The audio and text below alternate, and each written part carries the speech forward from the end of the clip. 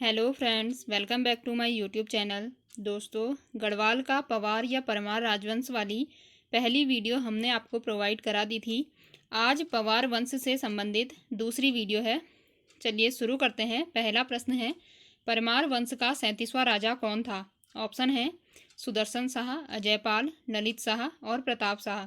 तो दोस्तों, सही उत्तर है ऑप्शन बी, अजयपाल। जो परमार वंश का 37वां राजा था वो अजयपाल था और ये पंवार वंश का सबसे शक्तिशाली राजा भी था और इसे गढ़वाल का अशोक, गढ़वाल का बिस्मार्क और गढ़वाल का नेपोलियन भी कहा जाता था। अगला है, किस राजा को राहुल सांकृत्यायन ने परमार वंश का संस्थापक माना है? अजयपाल, महीपति शाह, बलभद्र शाह और इनमें से कोई नहीं। दोस्तों, परमार वंश का शासक परमार वंश है उसका संस्थापक कनकपाल है, लेकिन जो राहुल सांकृत्यायन है उन्होंने अजयपाल को पंवार वंश का संस्थापक माना है। दोस्तों, अजयपाल ने ही 52 गढ़ों को जीता था। अगला है, किस व्यक्ति ने अजयपाल को गढ़पाल नाम से संबोधित किया था? राहुल सांकृत्यायन, घनानंद खंडूरी, राय बहादुर पातीराम और ग्रियर्सन। तो सही उत्तर है ऑप्शन सी, राय बहादुर पातीराम। दोस्तों, पातीराम ने अजयपाल को गढ़पाल के नाम से संबोधित किया था। निम्न में से 1490 ईस्वी से 1519 ईस्वी तक किस शासक का कार्यकाल था? कनकपाल, अजयपाल, ललित शाह और प्रद्युमन शाह। तो सही उत्तर है ऑप्शन बी, अजयपाल। किस चंद शासक ने अजयपाल को बधानगढ़ के युद्ध में पराजित किया? महेंद्र चंद्र, देवी चंद, रुद्रचंद्र और कीर्ति चंद। दोस्तों, अजयपाल को पराजित करने वाला एकमात्र चंद शासक था कीर्ति चंद। कीर्ति चंद ने अजयपाल को बधानगढ़ के युद्ध में पराजित किया था। 1517 में अजयपाल ने किस स्थान पर अपनी राजधानी स्थानांतरित करी थी? तो दोस्तों, कल की वीडियो में हमने आपको बताया था चाँदपुरगढ़ में परमार वंश की स्थापना होती है। चाँदपुरगढ़ से देवलगढ़ 1512 में राजधानी स्थानांतरित होती है। उसके बाद 1512 से 1517 से देवलगढ़ से श्रीनगर राजधानी स्थानांतरित की जाती है। तो क्वेश्चन है, 1517 में अजयपाल ने किस स्थान पर अपनी राजधानी स्थानांतरित की? श्रीनगर, टिहरी, जोशीमठ और इनमें से कोई नहीं। तो सही उत्तर है ऑप्शन ए, श्रीनगर। तो अजयपाल ने 1517 में अपनी राजधानी को श्रीनगर बनाया था। सरोला ब्राह्मण एवं मापतोल प्रथा धूली पाथा का प्रचलन किसने किया था? सुदर्शन शाह, महीपति शाह, अजयपाल और प्रताप शाह। तो सही उत्तर है ऑप्शन सी, अजयपाल। गढ़वाल का अशोक किस शासक को कहा जाता है? प्रद्युमन शाह, अजयपाल, सहजपाल, मानशाह। तो गढ़वाल का अशोक कहा जाता है अजयपाल को और अजयपाल को ही गढ़वाल का बिस्मार्क और गढ़वाल का नेपोलियन भी कहा जाता है। गढ़वाल का बिस्मार्क एवं गढ़वाल का नेपोलियन कहा जाता है। तो सही उत्तर हो जाएगा ऑप्शन ए, अजयपाल। किस काव्य में कवि भरत ने अजयपाल की तुलना कृष्ण, भीम, कुबेर एवं इंद्र से की है? मानवोदय, गोरखानी एवं भी दोनों और इनमें से कोई नहीं। तो सही उत्तर है ऑप्शन ए, मानवोदय। दोस्तों, मानवोदय काव्य, इसके लेखक हैं कवि भरत और कवि भरत ने अपने काव्य मानवोदय काव्य में अजयपाल की तुलना कृष्ण, भीम, कुबेर और इंद्र से की है। गढ़वाल का कृष्ण किसे कहा जाता है? मानशाह, श्रीदेव सुमन, अजयपाल, महीपति शाह। तो सही उत्तर है ऑप्शन सी, अजयपाल। अगला प्रश्न है, किस ग्रंथ में अजयपाल को गोरखनाथ संप्रदाय के 84 सिद्धों में से एक माना गया है? पहला है गोरक्ष स्तवांजाल नवनाथ कथा, ए व बी दोनों और इनमें से कोई नहीं। तो सही उत्तर है ए व बी दोनों। अगला प्रश्न है, गोरखनाथ पंथ के सन्यासी सतनाथ का आवास स्थल कहाँ था? जोशीमठ, चाँदपुरगढ़ी, देवलगढ़ और बागेश्वर। तो सही उत्तर है option C, Devalgarh. Gorakhnath and the Kanphata yogis पुस्तक के लेखक कौन हैं? जॉर्ज डब्ल्यू विंग्स, भरत कवि, एटकिंसन, एच.जी. वाल्टन। तो सही उत्तर है option A, George W wings. Devalgarh में स्थित सत्यनाथ भैरव गुफा का जीर्णोद्धार किसने कराया था? मानशाह, अजयपाल, सहजपाल और इनमें से कोई नहीं। तो सही उत्तर है अजयपाल। दोस्तों, सत्यनाथ भैरव गुफा ये है देवलगढ़ पौड़ी में और इसका जीर्णोद्धार कराया था अजयपाल ने। ठाकुर सूरवीर सिंह द्वारा रचित सांवरी ग्रंथ में किस राजा को आदिनाथ कहा गया है? अजयपाल, सुदर्शन शाह, प्रताप शाह और इनमें से कोई नहीं। तो सही उत्तर है ऑप्शन ए, अजयपाल। अजयपाल को सांवरी ग्रंथ में आदिनाथ कहा गया है। सांवरी ग्रंथ किस विद्या पर आधारित पुस्तक थी? शैक्षिक विद्या, आयुर्वेदिक विद्या, तांत्रिक विद्या और उपयुक्त सभी। तो सही उत्तर है ऑप्शन सी तांत्रिक विद्या। किस स्थान पर विष्णु मंदिर के सामने अजयपाल का पद्मासन की मुद्रा में चित्र बना हुआ है? देवलगढ़, जोशीमठ, चाँदपुरगढ़ और श्रीनगर। तो सही उत्तर है ऑप्शन ए देवलगढ़। किस शासक के शासनकाल में लक्ष्मीचंद ने 7 बार गढ़वाल पर आक्रमण किया एवं हार का सामना करना पड़ा? अजयपाल, बलभद्र शाह, मान शाह और श्याम शाह। तो सही उत्तर है ऑप्शन सी मान शाह। दोस्तों इंपॉर्टेंट क्वेश्चन है, कई बार आ चुका है। लक्ष्मीचंद ने 7 बार गढ़वाल पर आक्रमण किया जिसमें उसकी पराजय हुई थी और उस समय गढ़वाल का राजा था मान शाह।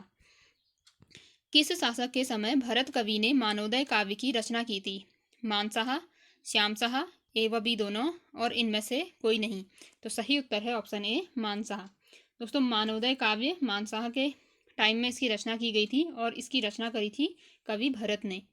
किस काव्य में मानसाह को सूर्य के समान तेजस्वी एवं राजा बलि के समान दानवान माना गया है? सांवरी ग्रंथ, मानवोदय काव्य, नवनाथ कथा और उपयुक्त सभी। तो सही उत्तर है ऑप्शन बी मानवोदय काव्य। दोस्तों इंपॉर्टेंट क्वेश्चन है ये भी। अगला है मानवोदय काव्य की रचना किस भाषा में हुई थी? हिंदी, गढ़वाली, संस्कृत और उर्दू। तो सही उत्तर है ऑप्शन सी संस्कृत। अगला है श्री फोस्टर द्वारा रचित पुस्तक the early travels in India में मानसाह का जिक्र करते हुए उनकी राजधानी कहाँ बताई गई? देवलगढ़, प्रतापगढ़, जोशीमठ और श्रीनगर। तो सही उत्तर है ऑप्शन डी श्रीनगर। दोस्तों जो अर्ली ट्रेवल्स इन इंडिया पुस्तक है इसके लेखक हैं Foster. The early travels in India पुस्तक के लेखक हैं फोस्टर और इसमें मानसाह का जिक्र करते हुए उनकी राजधानी बताई गई है श्रीनगर में। अगला है जीतू बगड़वाल के समय देवलगढ़ का शासक कौन था? बलभद्र शाह, मान शाह, अजयपाल और इनमें से कोई नहीं। तो सही उत्तर है ऑप्शन बी मान शाह। दोस्तों जो जीतू बगड़वाल था वो मान शाह के समकालीन था। जीतू बगड़वाल कहाँ का निवासी था? बगुड़ी गांव टिहरी, खैरासैण पौड़ी, बीरोखाल पौड़ी, अखोड़ी गांव टिहरी। तो सही उत्तर है ऑप्शन ए बगुड़ी गांव टिहरी। पवार वंश का 45वां शासक था? मान शाह, बलभद्र शाह, श्याम शाह और सुदर्शन शाह। तो सही उत्तर है ऑप्शन सी श्याम शाह। दोस्तों मान शाह के बाद आया था श्याम शाह जो कि 45वां शासक था। श्याम शाह का शासनकाल रहा 1591 से 1611, 1611 से 1630, 1612 से 1630 और इनमें से कोई नहीं। तो सही उत्तर है ऑप्शन बी 1611 से 1630। किस शासक को विलासी राजा की उपमा दी गई है? श्याम शाह, मान शाह, बलभद्र शाह और महीपति शाह। तो सही उत्तर है ऑप्शन ए श्याम शाह। दोस्तों श्याम शाह को विलासी राजा की उपमा दी गई है। किस शासक के समय सती प्रथा का विवरण मिलता है? दोस्तों इंपॉर्टेंट क्वेश्चन है। ऑप्शन है मान शाह, श्याम शाह, बलभद्र शाह और इनमें से कोई नहीं। तो सही उत्तर है ऑप्शन बी श्याम शाह। दोस्तों श्याम और सती दोनों 100 से शुरू हैं तो ऐसे आप इसे याद कर सकते हैं। अगला है सर्वाधिक उम्र में राजा बनने वाला गढ़वाल का शासक कौन था? श्याम शाह, मान शाह, महीपति शाह और उपयुक्त सभी। तो सही उत्तर है ऑप्शन सी महीपति शाह। किस शासक को अक्खड़ राजा कहा गया है? ऑप्शन है महीपति शाह, मान शाह, श्याम शाह और इनमें से कोई नहीं। तो सही उत्तर है ऑप्शन ए महीपति शाह। दोस्तों कल हमने डिस्कस किया था ये मुगल लेखकों ने महीपति शाह को अक्खड़ राजा कहा है। रोटी सूची प्रथा का आरंभ किसने किया था? दोस्तों ये भी इंपॉर्टेंट क्वेश्चन है, कई बार आ चुका है ये क्वेश्चन। ऑप्शन है बलभद्र शाह, मान शाह और महीपति शाह, उपयुक्त सभी। तो सही उत्तर है इसका ऑप्शन सी महीपति शाह। निम्न में से महीपति शाह के सेनापति थे? बनवारी दास, रिखोला लोदी, माधो सिंह भंडारी और उपयुक्त सभी। तो सही उत्तर है ऑप्शन डी उपयुक्त सभी। बनवारी दास, रिखोला लोदी, माधो सिंह भंडारी ये तीनों महीपति शाह के सेनापति थे। फिर है अजयपाल की मृत्यु कब हुई थी? 1517, 1518, 1519 और इनमें से कोई नहीं। तो सही उत्तर है ऑप्शन सी 1519। कप्फू चौहान किस गढ़ के सरदार थे? देवलगढ़, उप्पूगढ़, कालागढ़ और चाँदपुरगढ़। तो सही उत्तर है ऑप्शन बी उप्पूगढ़।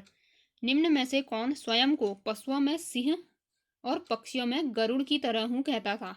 कप्फू चौहान, अजयपाल, सहजपाल और उपयुक्त सभी। तो सही उत्तर है ऑप्शन ए कप्फू चौहान। दोस्तों जब अजयपाल और कप्फू चौहान का युद्ध हुआ था तो उस समय कप्फू चौहान ने अजयपाल से कहा था कि मैं पशुओं में सिंह की तरह और पक्षियों में गरुड़ की तरह हूँ। अगला है कप्फू चौहान को किस शासक ने मुखाग्नि दी थी? अजयपाल, सहजपाल, मानसाह और बलभद्र शाह। तो सही उत्तर है ऑप्शन ए अजयपाल। अजयपाल का अंतिम युद्ध किस गढ़ पर था? देवलगढ़, चांदपुरगढ़, उप्पूगढ़ और इनमें से कोई नहीं। तो सही उत्तर है उप्पूगढ़। दोस्तों कप्फू चौहान जो था वो उप्पूगढ़ का राजा था। इसी के साथ जो अंतिम युद्ध हुआ था अजयपाल का, इसी के साथ हुआ था। अगला है देवप्रयाग रघुनाथ मंदिर पर किस राजा का लेख मिलता है? ऑप्शन है सहजपाल, अजयपाल, मानसाह और बलभद्र शाह। तो सही उत्तर है ऑप्शन ए सहजपाल। 1548 से 1575 तक गढ़ राज्य पर किस राजा का शासन था? अजयपाल, सहजपाल, ए व बी दोनों और इनमें से कोई नहीं। तो सही उत्तर है ऑप्शन बी सहजपाल।